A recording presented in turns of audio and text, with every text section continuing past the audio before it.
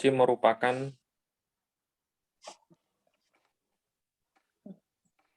Tapak suci merupakan salah satu seni bela diri asli Indonesia.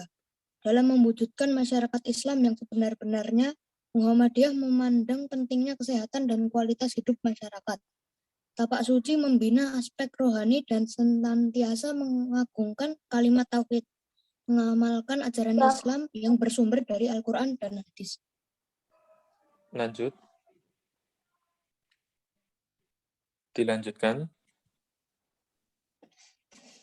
Tapak suci diharapkan dapat membentuk kader-kader Muhammadiyah yang cakap, intelektual, tangguh, beriman, berakhlak, serta senantiasa siap untuk mengabdikan diri pada persyarikatan Muhammadiyah, agama, bangsa, dan negara. Nah, itu ya. Jadi, yang seperti yang sudah Ustadz jelaskan, tapak suci itu adalah seni bela diri asli dari Indonesia yang bertujuan mewujudkan masyarakat Islam yang sebenar-benarnya.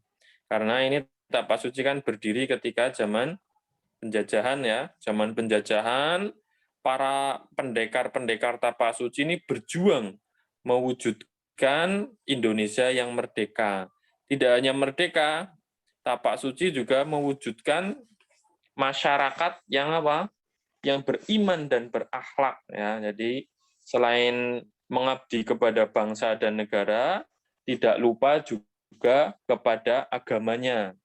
Karena ini juga yang membedakan ya, membedakan dengan perguruan bela diri lainnya. Kalau perguruan bela diri lainnya kan fokusnya biasanya ke alma maternya atau ke negara atau ke bangsa. Tetapi untuk tapak suci ini tidak hanya ke negara atau alma maternya, tetapi untuk agama Islam ya, agar agama Islam semakin jaya, semakin berkembang. Jadi itu ya yang diharapkan dari tapak suci. Selanjutnya adalah sejarah tapak suci Putra Muhammadiyah ya. Kita perlu tahu sejarahnya. Mungkin di sini banyak yang belum tahu. Wah, ini kok bisa ada tapak suci bagaimana? Nah, itu ada sejarahnya. Sejarah coba dibaca Mbak Amira Hasna. Perguruan bela diri Tapak Suci Putra Muhammadiyah atau yang dikenal dengan Tapak Suci berasas Islam. Sumber dari Al-Quran dan As-Sunnah dan berjiwa persaudaraan. Tapak Suci didirikan di Yogyakarta pada tanggal 10 Rabiul Awal 1383 Hijriah atau bertepatan dengan tanggal 31 Juli 1963 Masehi. Tapak suci memiliki moto dengan iman dan akhlak saya menjadi kuat. Tanpa iman dan akhlak saya menjadi lemah. Organisasi Tapak Suci berkiprah sebagai organisasi pencak silat, menginduk kepada Ikatan Pencak Silat Indonesia atau IPS. Ya. Jadi perguruan tapak suci ini berasasnya adalah Islam, dasarnya adalah Islam ya, yang tadi sudah dijelaskan di sebelumnya bahwa tapak suci ini mengagungkan kalimat tauhid ya, kalimat tauhid itu apa? La ilaha illallah, tidak ada Tuhan selain Allah. Berasasnya Islam, mengagungkan kalimat tauhid dan sumbernya tentunya dari Al-Qur'an dan hadis ya. Pegangannya adalah Al-Quran dan hadis, dan berjiwa persaudaraan. Dan tapak suci ini didirikan di kota Yogyakarta pada tanggal 10 Rabiul Awal 1383 atau 31 Juli 1963. Motonya apa? Nah, ini motonya yang paling terkenal ketika latihan biasanya ada ya, dengan iman dan akhlak saya menjadi kuat, tanpa iman dan akhlak saya menjadi lemah. Sebagaimana yang pernah terjadi di zaman Nabi ketika perang Badar 300 melawan berapa? Ada yang tahu? Ketika perang Badar 300 melawan 1.000 orang ya, luar biasa. Dengan kekuatan iman dan akhlak, para pejuang Islam di Perang Badar bisa mengalahkan 1.000 orang dari pasukan kafir, bisa memenangkan peperangan. Dan tapak suci ini menginduk kepada Ikatan Pencaksilat Indonesia. Nah, itu ya, jadi itu terkait moto dan sejarah berdirinya awal atau tahun ya, berdirinya tapak suci. Coba dibaca selanjutnya. Arafi. Ya, Us. Dibaca yang mana, Us? Kelanjutannya. Nah, ini biar sambil melatih konsentrasi ya. Coba dibaca selanjutnya. Sampai mana tadi ya? Yang sejarah tapak suci Putra Muhammadiyah, Us. Mana sampai mana? Tahun, dari tahun 1921 itu.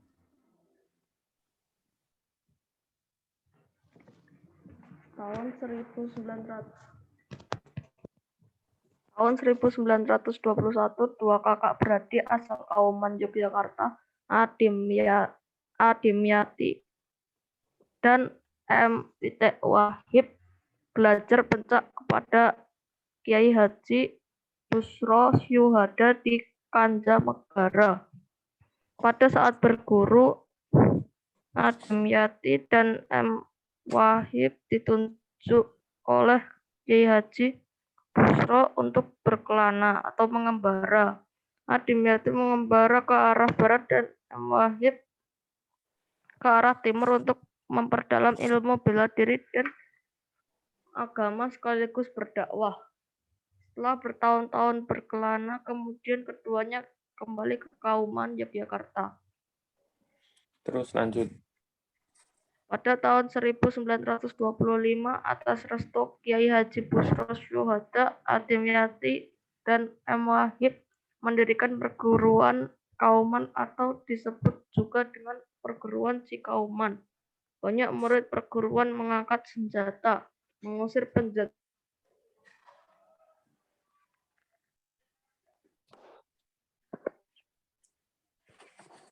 Cek. Oke, sepertinya ini sinyalnya terputus-putus ya. Terima kasih Mas Arafi. Jadi dulunya, perhatikan semuanya, dulunya tapak suci itu namanya bukan tapak suci seperti sekarang ya. Ada sejarahnya, sejarah sebelum terjadinya nama tapak suci, yaitu kisah tentang dua kakak beradik yang dua-duanya ini dari Yogyakarta. Dikisahkan dua kakak beradik ini yang bernama Dimyati itu kakaknya, Wahib itu adiknya, belajar pencak silat di Banjarnegara. Jadi orang Jogja, dua orang Jogja ini ke Banjarnegara belajar bela diri kepada seseorang ahli bela diri bernama Busro Syuhada. Setelah berguru, mereka mengembara. Jadi setelah selesai belajar di Banjar, mereka pergi keliling untuk memperdalam ilmu bela diri dan agama dan juga sekaligus berdakwah. Dan pada 1925 masih dijajah ya, masih dalam penjajahan Belanda, akhirnya Dimyati, dua kakak beradik ini membuat perguruan ya, perguruan bela diri, namanya adalah Perguruan Kauman atau Perguruan Cikauman. Dan pada tahun itu membuat perguruan Kauman atau Cikauman, banyak murid-muridnya Dimyati dan M. Wahib ini yang berjuang melawan penjajah Belanda. Dan banyak juga yang syahid, mati syahid. Nah, setelah itu, akhirnya perguruan tapak suci, perguruan Kauman atau Cikauman ini berubah menjadi tapak suci ya. Nah, itu. Dan akhirnya pada tahun 63 ini berubah namanya menjadi tapak suci atas restu dari M. Wahib dan Dimyati. Nah, itu adalah sejarahnya. Jadi sejarah tapak suci itu berawal dari dua bersaudara ya. dua bersaudara Dimyati dan Wahib yang belajar bela diri, kemudian menyebarkannya, karena mereka itu adalah orang-orang Muhammadiyah. Nah, itu terkait sejarah berdirinya tapak suci ya, harus tahu sejarahnya. Itu terkait pelajaran kemuhammadiyahan hari ini. Ini ada aktivitas siswa ya. Aktivitas siswa, ada aktivitas siswa 1 dan 2. Sebelum kalian nanti mengerjakan, ada yang ingin bertanya atau ditanyakan?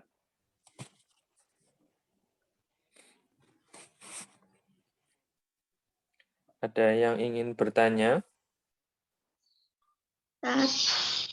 Ya. Itu yang aktivitas siswa tulisin namanya sama medali yang didapatkan. Oh, ini aktivitas siswa suatu ya. Tuliskan nama dan medali yang diperoleh teman-teman kalian atau kakak kelas. Boleh adik kelas juga ya. Nama dan medalinya. Misal medali perak, medali emas. Misal namanya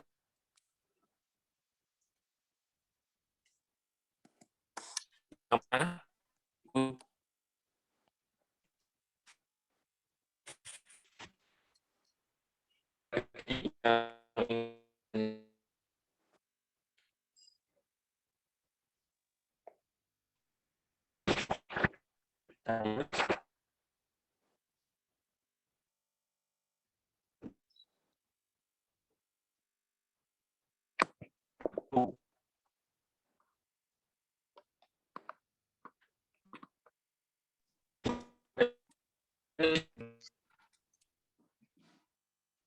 Ya, sepertinya Us Iqbal terputus ini, ya.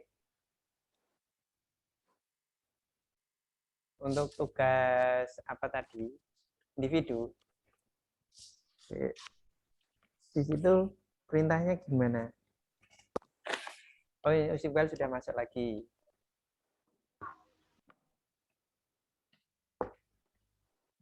Cek-cek Us Iqbal. Masih mengkonekkan suara sebentar. Ada yang pernah ikut seni bela diri lainnya selain tapak suci? Karate. Karate, oke. Bagus ya. Ada lagi yang lain? Tidak ada, oke. Nggak apa-apa. Kalian ikut karate, juga ikut tapak suci, juga ikut, nah nggak apa-apa. Yang penting harus benar ya. Karena di Indonesia ini ada juga perguruan bela diri, tapi di dalamnya ada unsur-unsur kesirikan. Ada unsur-unsur kesirikan, ada yang menggunakan bersekongkol dengan bangsa jin atau setan.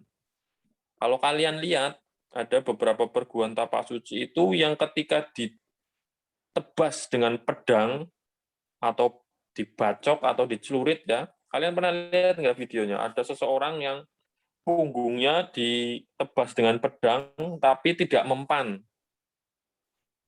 Ada yang pernah lihat? Aku di YouTube. Nah, di YouTube ada yang lidahnya dipanjangkan terus digesek-gesek dengan pisau atau pedang, tapi tidak keluar darah atau tidak putus atau yang lainnya. Ada yang pernah lihat? Aku itu biksu bukan. Itu Di biksu YouTube bukan. ya banyak ya. Di YouTube, di Instagram nah, itu ada beberapa perguruan bela diri yang mana dia bekerja sama dengan bangsa jin yang akhirnya dia memperoleh kekuatan-kekuatan seperti itu. Ditebas dengan pedang nggak mempan, lehernya digorok dengan celurit atau pisau atau tidak mempan, makan sesuatu tidak mempan. Nah, itu adalah biasanya ada bantuan jin di situ. Karena apa? Karena Nabi Muhammad saja yang ahli gulat, ahli bela diri, dan Umar yang sangat kuat, ya ahli bela diri, ahli gulat juga. Ketika terkena pedang saja terluka ya, ketika perang ya. Bahkan Nabi Muhammad ketika perang itu pernah giginya sampai tanggal atau apa itu. Dan sahabat juga tertebas pedang juga merasakan sakit. Nah ini umatnya ada yang memperoleh ilmu bela diri yang menyeleweng. Makanya perlu kalian itu juga ya, kalau sekiranya ada sesuatu yang tidak pas dengan Al-Quran dan hadis dengan agama, lebih baik jangan dilanjutkan. Tetapi kalau bagus ya, misal taekwondo kok bagus, tidak menyimpang segala macam, tidak apa-apa dilanjutkan karate atau yang lain, tidak apa-apa. Gitu untuk pesan dari Ustadz. Itu ini sudah jam 9.48. Aku Tidak mau ada? nanya, Atat. Ya. Yang tugas pertama lakukan olahraga yang dicontohkan Nabi Muhammad itu ditulisin olahraga yang dilakuin atau ini difoto atau gimana, Tat? boleh ditulis aja, tidak apa-apa. Ya, yang difoto ini nanti yang mengerjakan soalnya saja. Oke, itu ya. Kalau yang aktivitas siswa itu wajib difoto nggak? Yang aktivitas siswa tidak usah, tidak apa-apa. Yang penting yang nomor 2 ya, aktivitas siswa 2 itu yang soal-soalnya difoto. Kalau yang satu kan lakukan olahraga yang dicontohkan Nabi. Ya, kalian silakan mau lari, berenang, tidak usah difoto ya. Kalian berenang, difoto, kirim ke Ustadz. Atau berkuda, tidak usah, tidak apa-apa. Hafalkan hadis, nah, itu kan tidak usah. Tuliskan nama. Jadi aktivitas yang soal-soal saja yang nanti difoto dan dikirim ke kelas dojo. Ada lagi yang ingin bertanya? Tidak ada. Oke, kalau tidak ada, Ustadz kembalikan ke Ustadz Agus. Silakan di rumah dipelajari lagi tentang sejarah tapak suci. Ustadz kita akhiri dengan bacaan hamdalah. Alhamdulillahirabbil alamin. Ustadz akhiri, assalamualaikum warahmatullahi wabarakatuh. Waalaikumsalam warahmatullahi wabarakatuh. Baik, terima kasih Us Iqbal. Sebelum kita lanjut, yang mau minum atau ke toilet dulu silakan. Kita berikan kesempatan. Atau mau menggerak-gerakkan tangannya dulu silakan. 3 menit.